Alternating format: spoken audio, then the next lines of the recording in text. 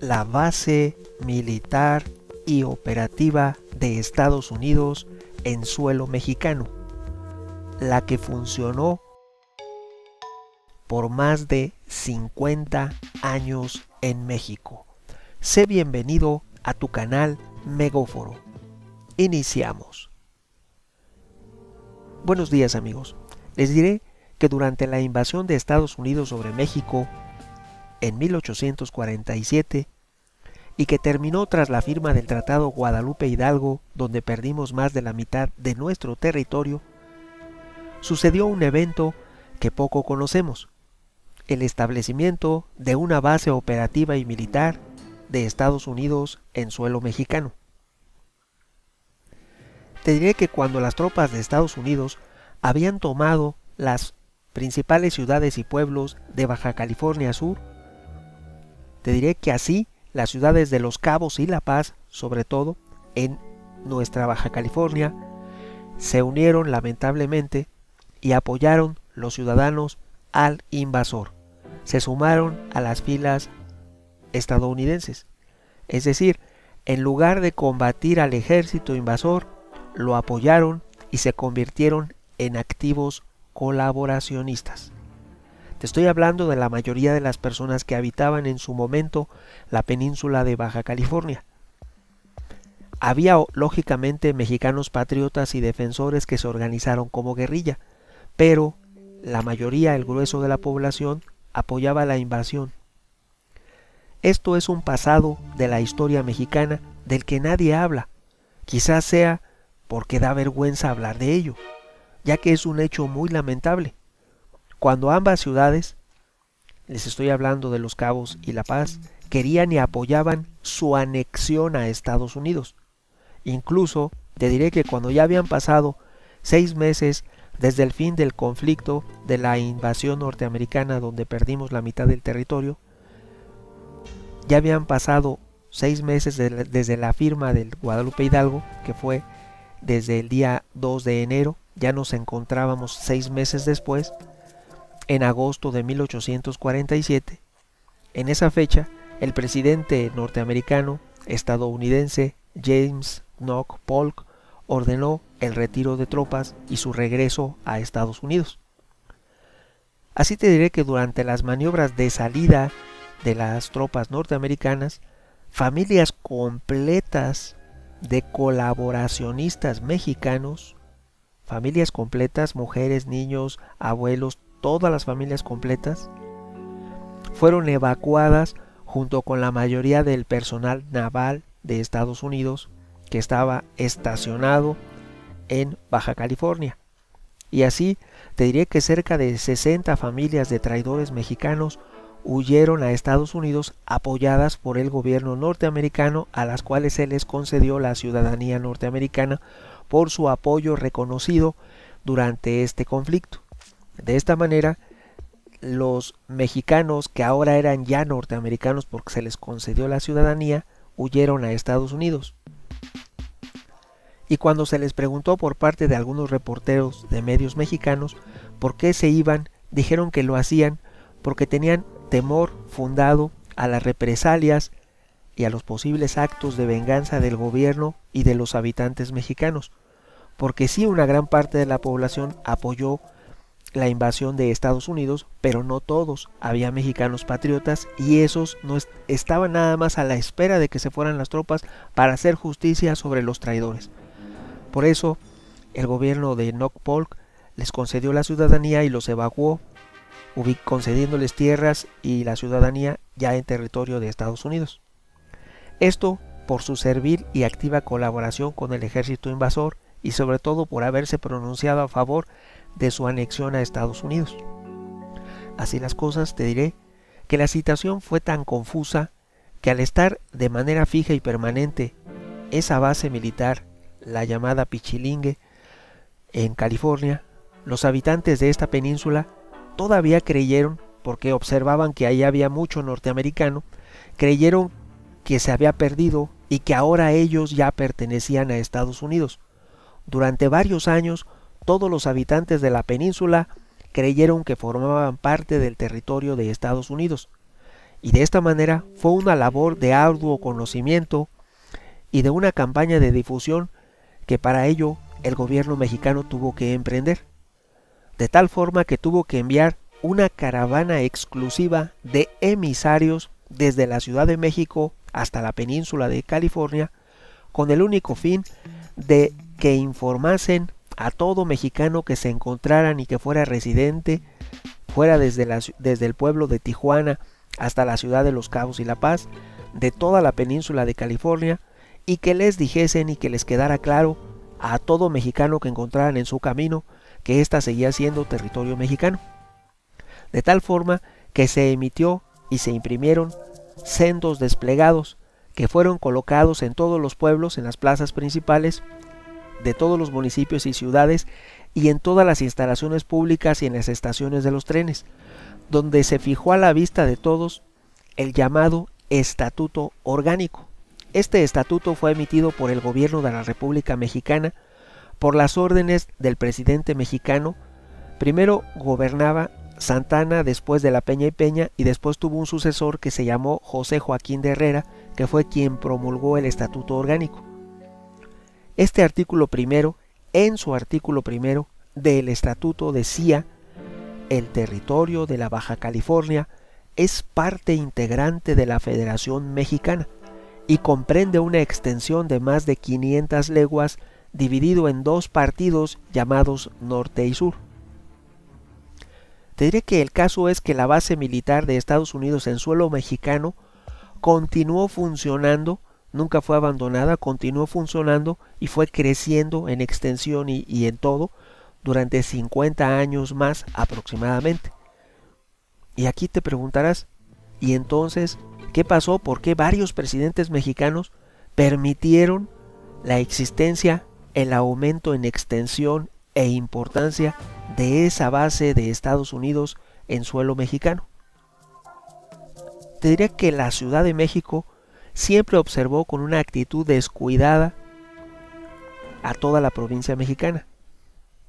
Desde entonces hasta casi fechas actuales ha imperado un sentido centralista y todo se ha controlado desde la Ciudad de México, desde nuestra capital. Se le daba muy poca importancia a California, a Yucatán, a Chiapas. Todo lo que quedara lejos de la Ciudad de México no tenía importancia para los gobernantes centralistas mexicanos. Y el claro ejemplo fue esto que ocurrió en la península de California, cuando durante más de 50 años operó activamente una base de Estados Unidos. Te diré que aquí hay una cuestión que voy a aclarar. El presidente mexicano que más concesiones y apoyo prestó a esa base operacional, que en lugar de eliminarla cuando supo de ella, al contrario, la apoyó y prestó más y otorgó más concesiones e incluso firmó un tratado. El presidente que lo hizo, que más apoyó la existencia de esa base de Pichilingue, fue el presidente Benito Juárez, el cual comenzó a hacer una serie de concesiones a lo largo de varios años a favor del gobierno de Estados Unidos, con la única finalidad de que ellos pudieran establecer mejoras en prestaciones, en servicios, comercio y en la navegación de su puerto y base llamado Pichilingue, y que creciera en extensión territorial. De esa forma, con ese apoyo desde la presidencia, esa base creció, aumentó su tamaño e importancia y el número de sus operaciones comerciales y de otro tipo año con año, y eso sucedió durante la totalidad del mandato del presidente Juárez, que duró aproximadamente 15 años. Te diré que a este apoyo juarista se le llama la concesión LIS. Se firmó un pacto, hubo un acuerdo y se le llamó la concesión LIS, que otorgaba tierras, ojo, otorgaba tierras para que las colonizaran y establecieran en ellas las instituciones que consideraran pertinentes.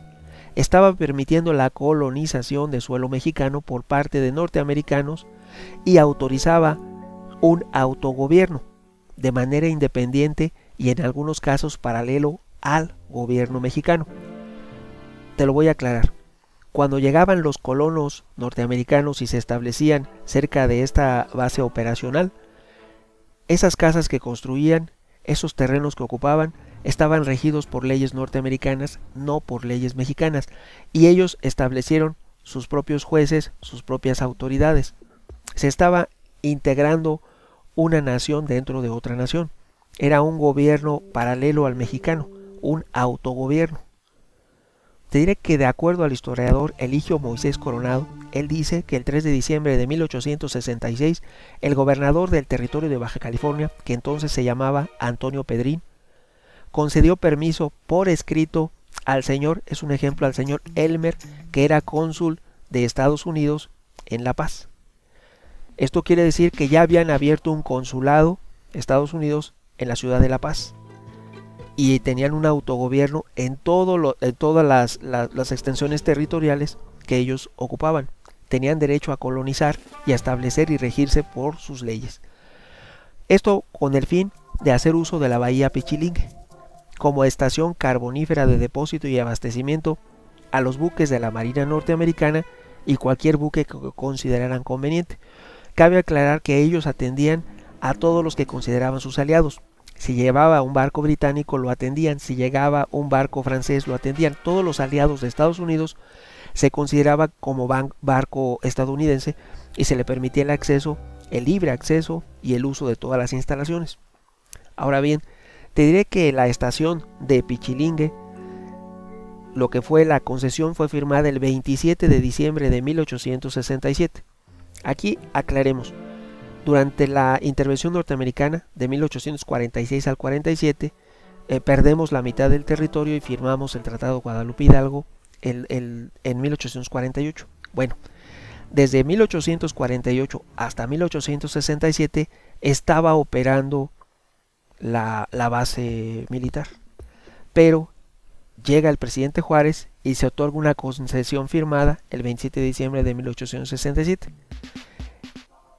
Y aparte de esa se firma otra por el entonces secretario de Relaciones Exteriores, Sebastián Lerdo de Tejada, al encargado de negocios de los Estados Unidos en México, esto en la Ciudad de México.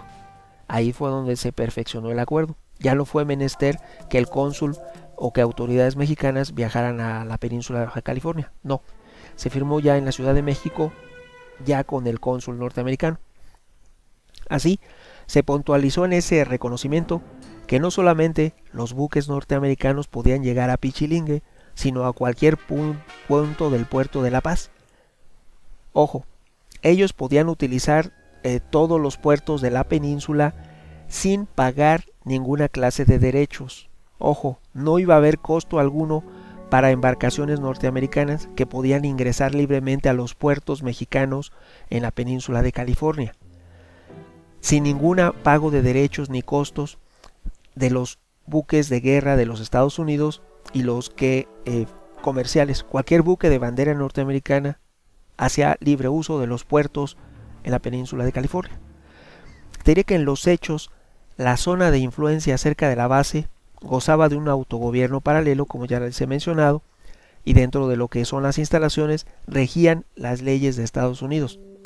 Es como si fuera una embajada, pero era una extensión gigantesca y estaba dividida en varios sectores que incluían varias ciudades, pueblos y puertos de la península. O sea, era un autogobierno muy disperso, muy extenso. Se estaban apropiando poco a poco de la península. Así las cosas, en 1868 el gobierno mexicano extendió una concesión temporal por varios años más a la Armada de los Estados Unidos para ocupar más y más territorio. Ahora ya no nada más era ahí, ahora ya aumentaban y sería hasta la bahía de la Magdalena. O sea, estamos hablando de si nos extendiéramos de la Ciudad de México a la ciudad de Toluca, o sea, estaba creciendo en extensión y podía ser utilizado como base militar anexa. O sea, ya no nada más iba a ser la de Pichilingue, podían establecer más bases militares. Lo que afortunadamente no ocurrió, pero en el papel, en el permiso, en la concesión temporal, se establecía que lo podían hacer. El primer embarque, te diré, de carbón de piedra, según los documentos disponibles de esa época, aquí hay que aclarar, la mina de carbón fue un regalo del presidente Juárez a la base. No pagaron por ella, y los derechos tampoco. O sea que disponían de carbón gratuito de México y no pagaban derechos por los puertos y los podían utilizar cuando quisieran y de manera gratuita. El primer embarque de carbón de piedra, según los documentos disponibles de esa época, llegó a La Paz el 15 de agosto de 1867, en la fragata norteamericana Washington. Todo esto desembocó en una serie de reclamos, dado que los extranjeros, se negaban a pagar impuestos municipales por el embarque y desembarque del carbón y uso del puerto. Ellos se negaban porque ya les habían dado la concesión por parte del gobierno mexicano, la que firmó Sebastián Lerdo de Tejada el 27 de diciembre de 1867. Así que, bueno, primero fue de manera verbal por parte del presidente Juárez y después fue por escrito. En ese momento todavía operaba la concesión de manera verbal, entonces por eso se negaban a pagar. Esto fue el 15 de agosto, pero ya para diciembre del mismo año, de 1867, fue necesario que Lerdo de Tejada firmara con el cónsul la concesión ya por escrito, pero aún así ya se había informado que se les concedía el permiso y que podían usar los puertos de manera gratuita.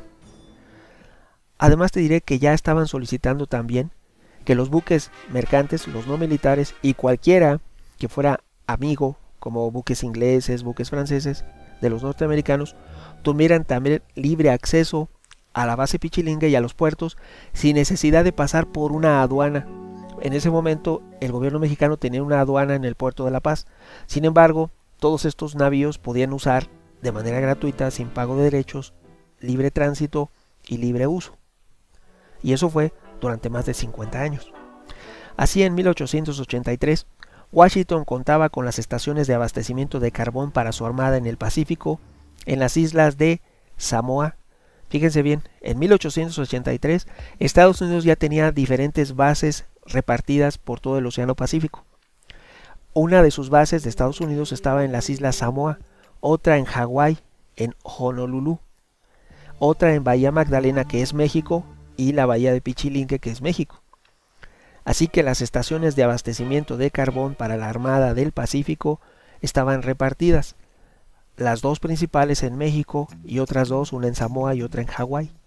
Así, la estación carbonífera funcionó hasta 1925, cuando ya estábamos terminando la revolución. Algunos consideran, aquí les voy a aclarar, les voy a hacer un paréntesis, algunos dicen que la Revolución Mexicana duró de 1910 a 1917, cuando los constituyentes se juntan y elaboran la Constitución que nos rige hasta el día de hoy, la Constitución Mexicana de 1917. Pero no terminó ahí la revolución, el país no se pacificó ahí, el país continuó ebulliendo, continuó la evolución social. Incluso la guerra cristera es parte de esa evolución social, o sea, la revolución se prolongó años y años y años. Para 1925 estaba pacificada la zona centro del país, cuando era presidente Plutarco Elías Calles, que fue quien promulgó la ley reglamentaria del artículo 27 constitucional, donde se establece que en una faja de 100 kilómetros a lo largo de las fronteras, o sea, las fronteras con Estados Unidos y al sur con Belice y Guatemala, y de 50 kilómetros en las playas en ambos litorales, Pacífico y Atlántico, los extranjeros no podrán adquirir dominio directo de tierras y aguas. De esta manera quedaba ilegalizada las bases operacionales del gobierno de Estados Unidos en suelo mexicano. Pues son 50 kilómetros de las playas, entonces ya todas esas propiedades y concesiones que se habían otorgado en el pasado, la concesión lease y todo lo demás, quedaba sin efecto. Esto fue en 1925 cuando se fajó el pantalón Plutarco Elías Calles y decidió promulgar la ley reglamentaria del artículo 27 constitucional. Cabe aclarar que aunque esta concesión terminaba en el año de 1907, vamos a analizar el punto más donde más ebullición fue en 1907, que era cuando ya terminaba la concesión que otorgó Benito Juárez, se les terminaba en 1907. Entonces el gobierno de Estados Unidos hizo caso omiso y en un desafío directo al presidente mexicano Porfirio Díaz, estamos 3 años antes del inicio de la Revolución Mexicana, sin tener permiso de México, Estados Unidos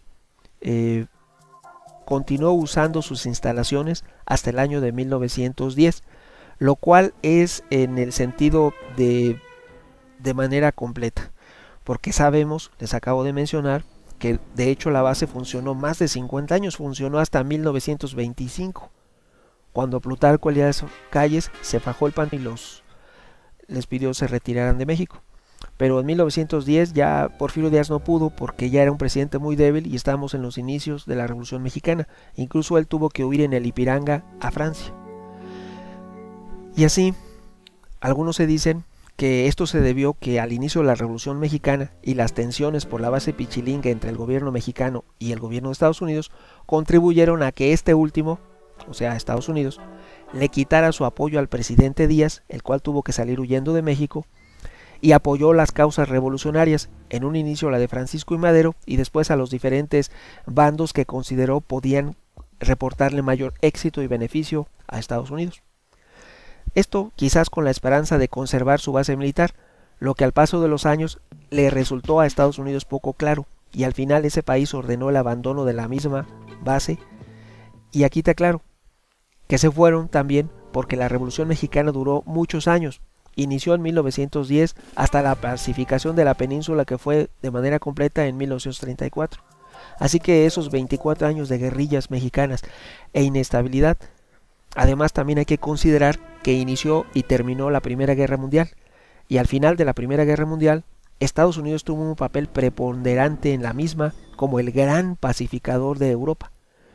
Hicieron que todos esos hechos y eventos mundiales hicieron que mismo Estados Unidos le restara importancia a su presencia en suelo mexicano, y fue que de esta manera Estados Unidos abandonó las instalaciones de Pichilingue en Baja California, México, no porque se lo pidiera el gobierno mexicano, no porque se lo pidiera Plutarco Elías Calles, sino porque así lo decidieron y quisieron hacerlo. Aquí hay que reconocer que de una u otra manera se pudo evitar que un gobierno extranjero, en este caso Estados Unidos, adquiría derechos crecientes año con año sobre la isla de San Juan Nepomuceno y la bahía de Pichilingue, lo que hubiera causado de manera recurrente una creciente distensión y sin duda conflictos de mayores dimensiones en perjuicio de nuestra soberanía sobre esta zona y quizás sobre la península. Aquí hay que aclarar que actualmente el Mar de Cortés son consideradas aguas internacionales y que hay que definir que una cosa es la zona económica exclusiva y otra cosa son aguas de soberanía nacional. Una zona económica exclusiva no son aguas de soberanía nacional. Aquí hay que aclarar muy bien. Actualmente el Mar de Cortés son aguas internacionales, así que de una u otra manera por eso lo son, debido al conflicto por la base Pichilingue. Por eso al día de hoy son aguas internacionales. Esta península, la de California, en varias ocasiones desde la firma del Tratado Guadalupe Hidalgo el 2 de febrero de 1848 hasta 1945, siempre Estados Unidos ha tratado de adquirir, de comprar, de convencer a los diferentes gobiernos mexicanos de que le vendan la península de California. Y no ha sido el único país, hay otros países como Japón y otros que han querido, incluso Israel, quisieron establecer Israel cuando iba a surgir como estado en la península de California. Siempre ha estado en la mira de algunos países internacionales y sobre todo de Estados Unidos. Afortunadamente el día de hoy contamos con soberanía mexicana sobre la península de Baja California. Te diré que sabiamente los distintos gobiernos en su momento, los que recibieron la petición de compra, afortunadamente se negaron a ello, y al día de hoy nuestra península de California es y seguirá siendo mexicana. Opiniones habrá muchas. ¿Tú qué piensas? Tu amigo Megóforo. Hasta pronto.